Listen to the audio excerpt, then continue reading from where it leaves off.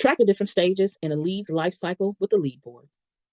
Use our powerful lead tracking tool to help you stay organized and looking professional to your clients. At a glance, you'll know which jobs are leads and the status those leads are in. Here are the different lead statuses. New lead. This stage is for newly created leads. Lead qualified. This stage is for leads that are a good fit for you. For example, you're available on their requested shoot date and you're ready to move forward. When the client is ready to book, you'll send them a proposal.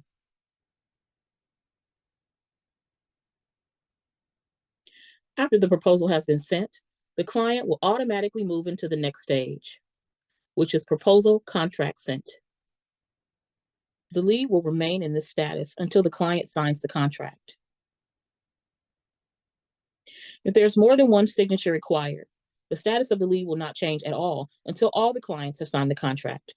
As soon as they do, the job will automatically move into the next phase, which is contract signed. In this status, the client has signed the contract, and now ShootQ is waiting for you to countersign it. When you or someone from your studio signs the contract, the lead automatically becomes an active job. The lead board is designed to streamline your process and help you stay organized with your jobs.